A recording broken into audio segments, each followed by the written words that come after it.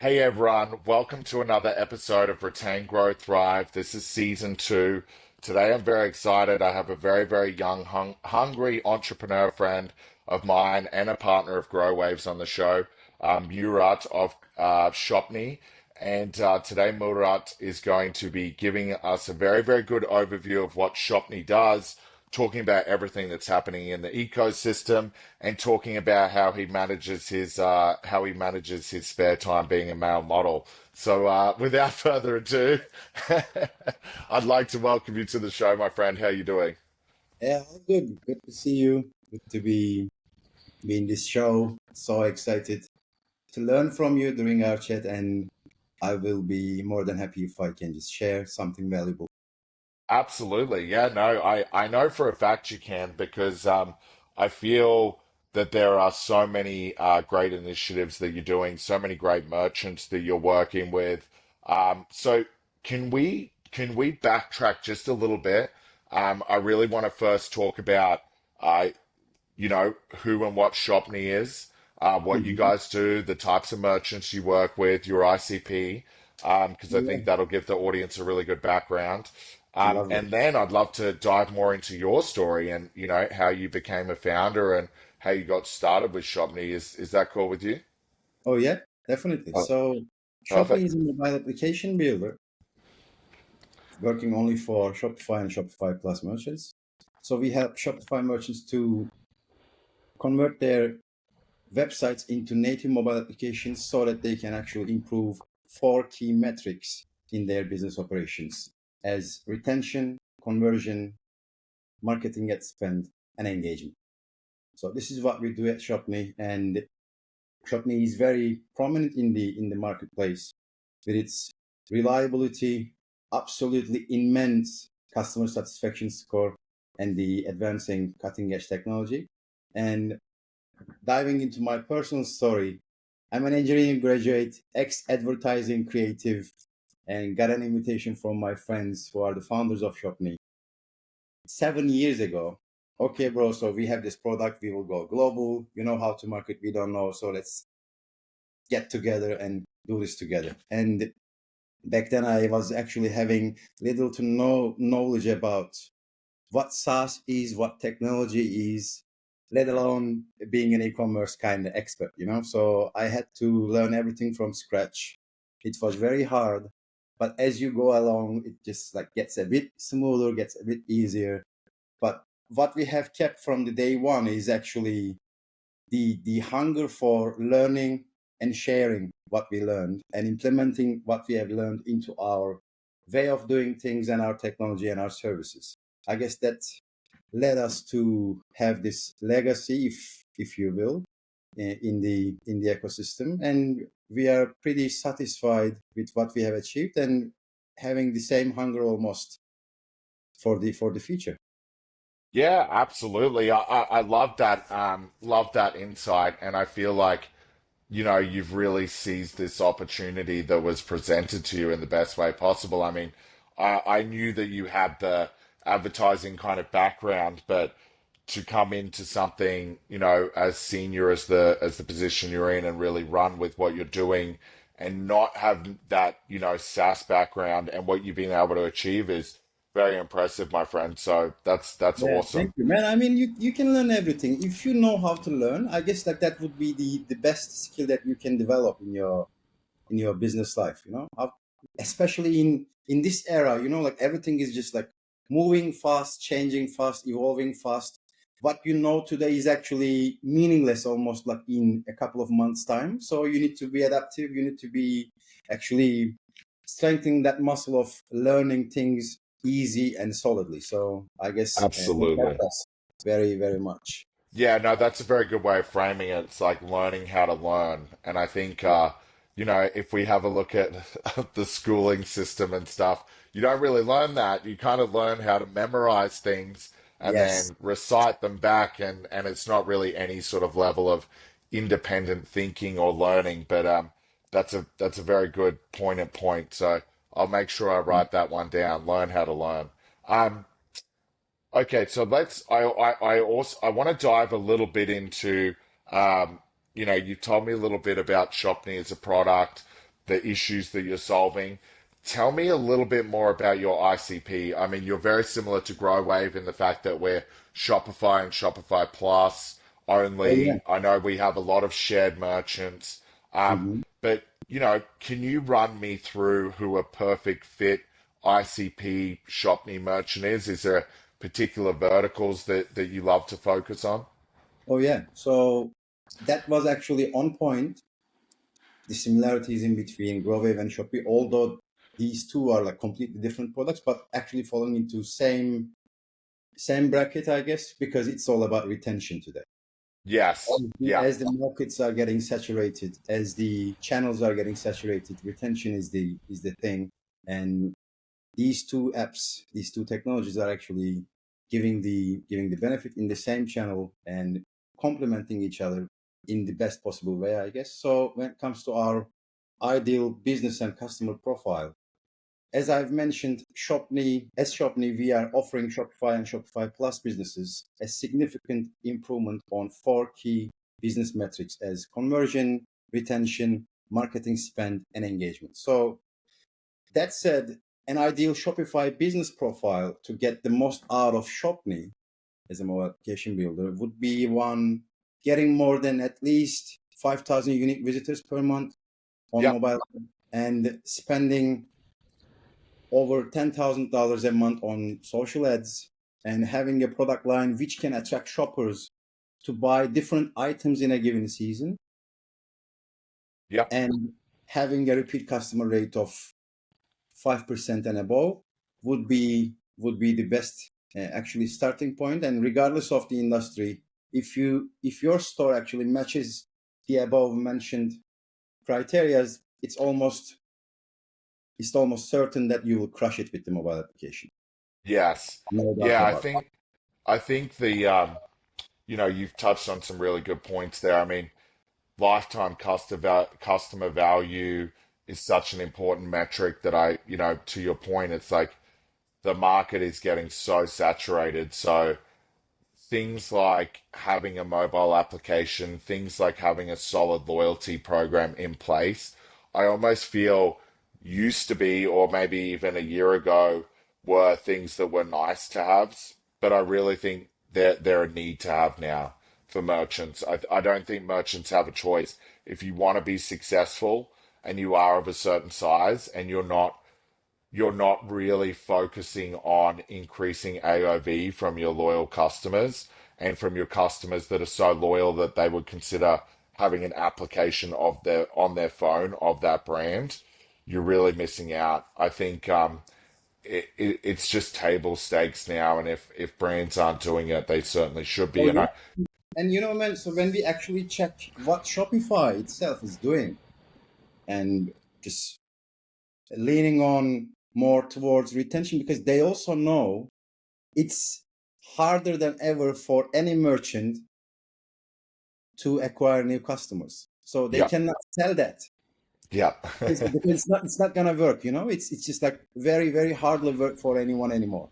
yes, But yeah, retention, absolutely, when you have the right type of understanding and the communication with your customers, and that's the biggest. I actually say that in so many different occasions, in so many different times. The best retention tool is actually your brain. So use it to understand your customer. So I guess we will jump into that later on about how Shopify is actually shaping the future of e-commerce for the Shopify ecosystem. Well, That's look, very we can do that now because I think that's a really, that's a great segue into that point. I think, from what we're seeing, and this is, exactly as you said, there is saturation in the market. There's all sorts of up and coming new merchants. There's verticals that are moving in to Shopify that haven't been in Shopify in the past. But yeah. the issue is, I mean, whether everyone wants to admit it or not, there is some turbulence happening in the world at the moment. Got conflicts all over the world. Everyone says that we're not officially in a recession, but it certainly feels like it a lot of the time, and I'm sure it More than does for. more than Yeah, recession, man. More than recession. yeah. So I think. and even things, sorry, on that point, like Shopify now opening up to crypto wallets and all sorts of things. I mean, there are all of these different moving parts that are happening, in the world and that are that are affecting, some for good, some for bad, the Shopify ecosystem. And I think, to the point of what we were discussing before, this loyalty, retention, brand in your pocket kind of situation is so crucial and so key.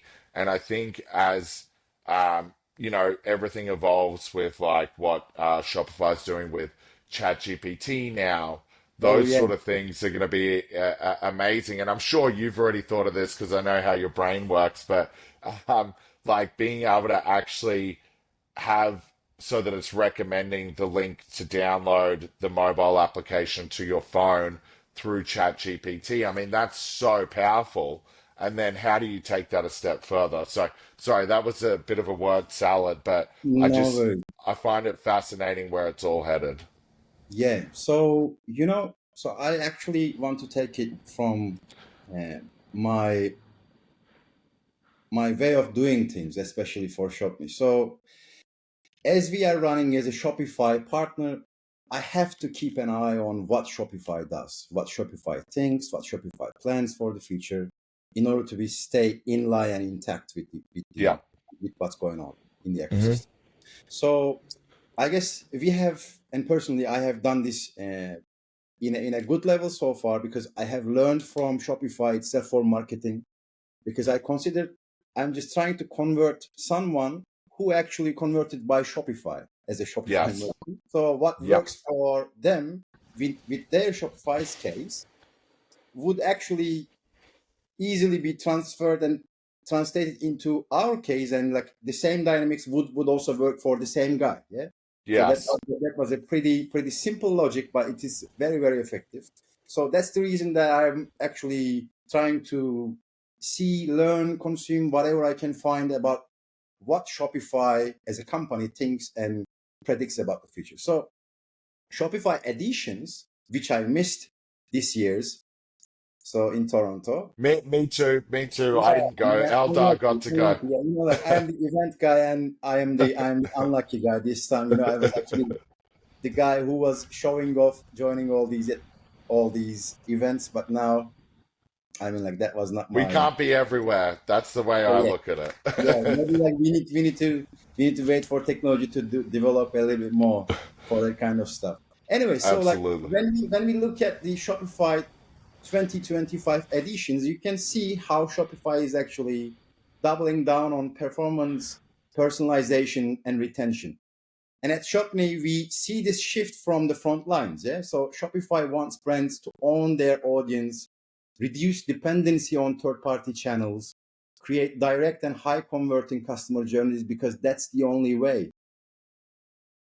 And that's why we are now focusing on helping merchants turn their mobile traffic into repeat customers through high performing mobile applications, personalized push notifications, and in app loyalty engagement, which we have, for example, in the deepest possible level with Growave, luckily and happily.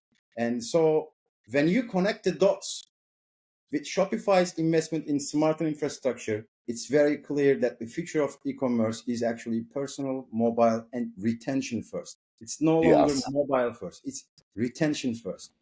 Yeah. Yeah. Absolutely. I mean, the if you just, from my side, Murat, we talk to so many agencies, right, that are constantly working with, sometimes really well established brands that are quite large. And then we also deal with agencies that are talking to up and coming brands that are, moving through the ecosystem and starting to grow to a point where they want to grow even larger. And the thing that I find fascinating is that a lot of the time, these brands aren't thinking of the strategy of how to retain and impress their existing customers who are so much easier to get to repurchase, right? By the way, like it's a fraction of the cost. but they're consistently focusing on top end of the funnel. How do we bring more customers and more merchants through? But I think it's so important to all of these points we've discussed, like focus on optimizing that second half of the funnel for one, which is where Mhm. something like Shopney has a lot of relevance, um, and Growave. But it's like you should at least be putting equal parts in top of the funnel and the ongoing funnel, not just focusing all of your effort and spend at the top of the funnel. And I think it's crazy to me and crazy to a lot of these agencies, that that's still, unfortunately, the approach a lot of merchants are Yeah, taking man, today man, is, it's the muscle memory that they've developed in the last decade. So it's not easy mm, for them to quit and just like get into something new, which requires different set of, I mean, small tactics, yeah. different implementations, etc. And as you, as having a model physique and like dealing with the gym, so I guess you understand this concept very best, yeah.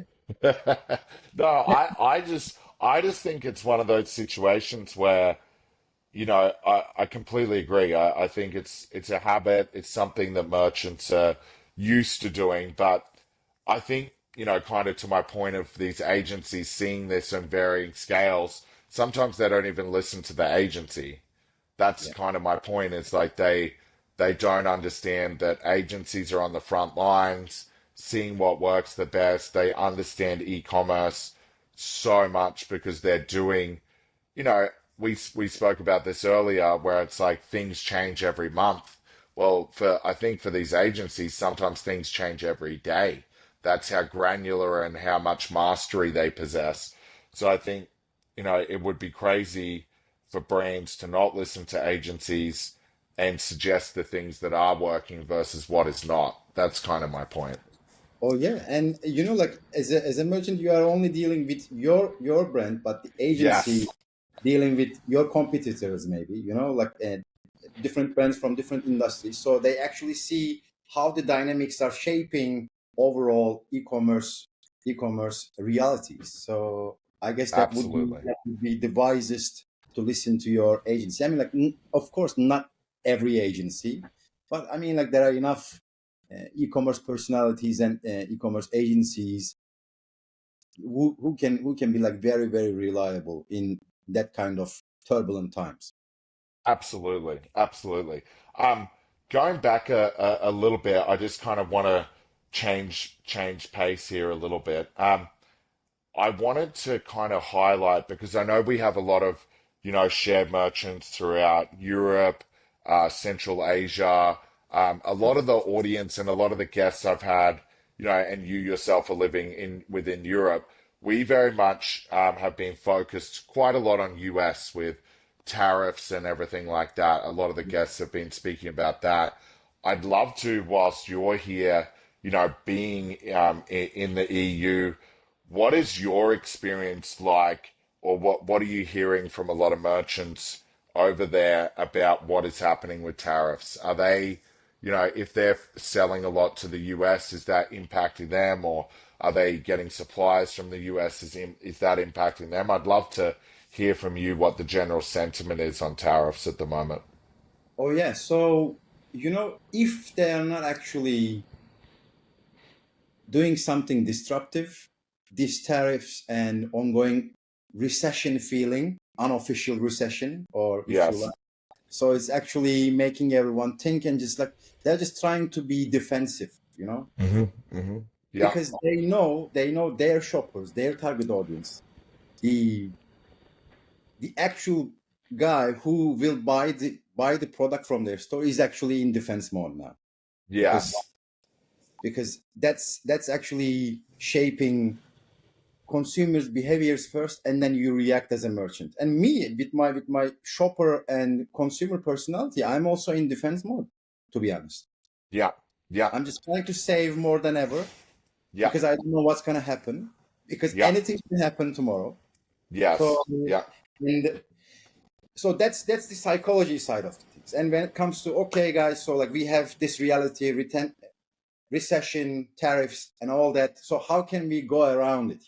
If we can find a way just to minimize the effect of it. Yeah. Maybe changing the audience, because selling to US is very, very lucrative on paper, but it's now not as much. So Yes. maybe spending the same amount of money, finding another consumer in a different part of the world, if I can just like go cross border, then it will be actually helping me for this transition time, at least till the time that everything gets settled. I will just actually keep this ship sailing, and then I will find another way, or just like eventually things will just evaporate and like get back to normal. Absolutely. Yeah. I think that's such a good way of framing it. And you're right. It is about uh getting through a shopper's defenses at the moment to a degree, right? It's like Yeah, how man. I mean, how I'm also curious. I'm also curious about you yourself. Like as far as I know, you are a father. Yeah. no, no, no, not a father, not a father. Okay. I So husband, yes, but my shopping habits at the moment, because I know that we both like to dress well, and we're always out showing off on LinkedIn. But look, I find I've actually found myself probably in a similar mode to you, a bit more defensive at the moment. I'm definitely saving more than I probably ever have. And I think I've probably been a little bit more focused on where my shopping budget is being allocated. So instead of what I probably would do in the past, where I'd be looking for new brands yeah, and new brands and new styles and new things, I'm kind of sticking to the basics, but doing what I know works, and the brands that I have loved all the time. And maybe also too, probably going for things that are a little bit better quality. So, kind of looking for those brands that I know have a good, no matter what product it is, that are going to last quite well. They may not be the most expensive, but yeah, I'm kind of looking for longevity in my purchases now, a little bit more than what I used to, which is interesting. yeah, exactly. And that's also another. Actually, that behavior is actually translating into another problem for the merchants. If it actually gets sustained, then the average lifetime value of a customer is now decreasing with that habit. Mm. Yes. Yeah. However, I am kind of going back to those brands that I know are really high quality. So, like, I'm going to use Sunspell, for example. They're English brand or based in the UK. All their products, I believe, are made in Portugal. Hmm. Um, I wear a lot of t-shirts.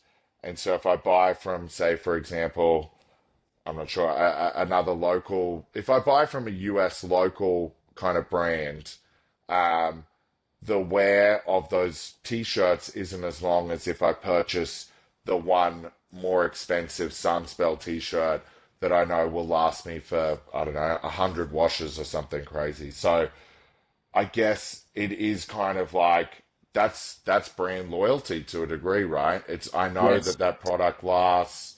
I'm going absolutely. back to them because I want less of the same product, but one that's going to last a lot longer. So I think it's kind of that is a form of being a defensive shopper, I guess.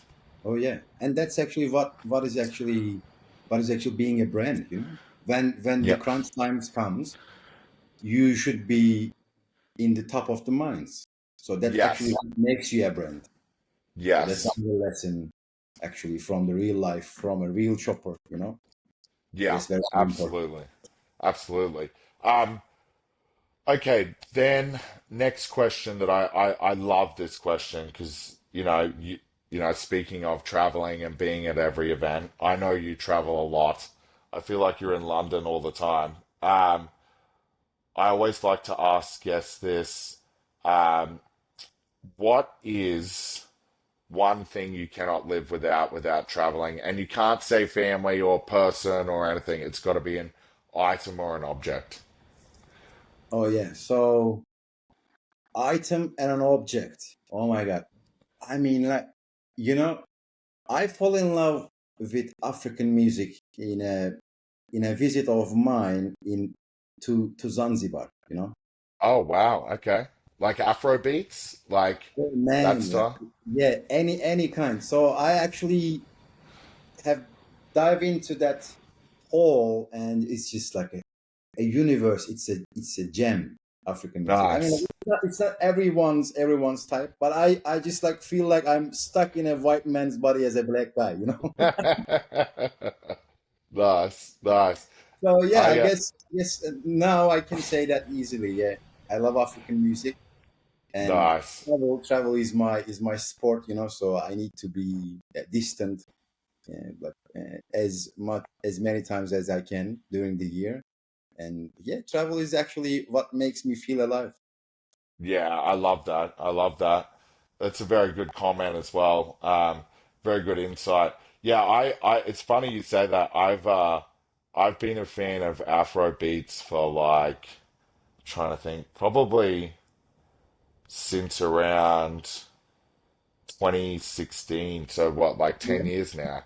So I do, I have a very well, my two of my very close friends. One is from TAF, so he's a founder of a really cool app in Australia that's very focused on the hospitality, so food and beverage space. Yeah. The other is my really good friend Mayowa, who lived in Australia but now lives in London, um, and he's from Nigeria. Taf's from Zimbabwe, so they've always given me like their playlists, and Oh yeah, they've got that's it's awesome. that's a It's huge gift, man. fantastic. I mean, like if you can just give those playlists to me, I would be also appreciative. I will after this call, but yeah, great music. Always very happy, very vibey, puts you in a good mood. So yeah, very Oh, big fan. I think my favorites are probably like I really like Burna Boy. I oh like yeah, Kid. love it. Yeah, Yeah, that's couple of love. others. My Yeah, favorite one, man. yeah. Okay, cool. But I'll definitely share those playlists for sure. Yeah. Okay, so music is the answer on that one.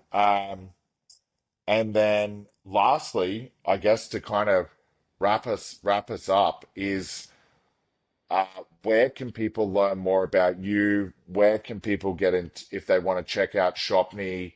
Is there any offers you want to give? Obviously, there's a lot of agency partners that watch this show, technology partners, but also merchants. Mhm. Is there anything that you want to, specifically offer to the audience? Oh yeah. So if they would like to reach out to me, I'm pretty active on LinkedIn. Yeah, Although this year I'm like not sharing as much as I was in the past, so like pretty lower.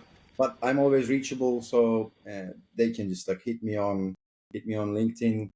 And when and it comes to I'll make sure that link is in the show notes. okay, yeah, lovely.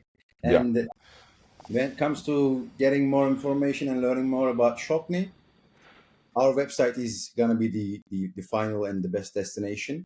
And you can just like reach out to someone, real person, you know, to hop on a call, deep dive on any specific part of the product or the service. You can just like simply knock the door and get the best answer. I guess that would be the way. Perfect. Perfect. Absolutely. And I'll make sure that that's included in the show notes as well. And then lastly, my friend, what is this is what I'm doing that's new for season two. You've given out some really, really good insights about, travel, being able to be teachable and learning how to learn. There's some really great quotes there. But what is one piece of advice that you would give, a person who's younger than you and I coming into this SaaS industry or coming into the technology or agency space? What's one Mhm. piece of advice you'd give to that person? Oh yeah. So I guess let's say considering someone who is younger joining into this space and doing something similar to what you and I do. Yes. Yeah. It's especially having this. interpersonal skills, marketing, communication kind of stuff. That is, if you are actually coming into the show as that type of persona, then learning how to learn is the key. And although we will have a greater presence of AI in our day-to-day life, it's not gonna replace human beings. It's gonna help human beings to get superior. This is how I perceive it. And as two relatively successful professionals in this space, what made you who you are today, what made me who I am today, is actually having this understanding of human psychology and having this skill of building relationships, understanding the other side of the game so that you can actually create value. Absolutely. That's gonna Absolutely. remain at the core. It has always been at the core and will remain no matter what, how AI just develops and just occupies the territory. It's going to be at the core, I guess. uh, that would be the best skill to develop. Absolutely. I love that. I know that that is going to be the little clip that we use for the promotion of this. So, no, I love that. That's an incredible insight and very true. I think it's so easy for us to get caught up in the hype of everything that's going on with AI and get scared about the world and all of those sorts of things. But, you know, to your point, be a good person, have good relationships, learn how to add Yeah, man, value, the and world is for human. So without yeah, without human, there will be no AI, no nothing. So you as a human absolutely. will be at the center of the game every time. Absolutely. This is That how was I do. great. I need, no, that was great. That was a nice, fresh reminder for me for the week, my friend. So thank you so much for that. I love that. I'm really excited to do a part two of this. Oh, I know that that we've would got be some really fun. really, really cool kind of collaboration going on in the back end that we'll be able to speak about as well. But I Yeah, love seeing your journey. I love catching up with you, man. You're a very, very good thank you human very much. being. Thank you very much for Grateful to have you as a friend, and I know Eldar and Callis are super grateful, for our yeah. friendship and as well as our partnership and all of those sorts of things. So I wish you nothing but continued success, my friend. Thank you very And much.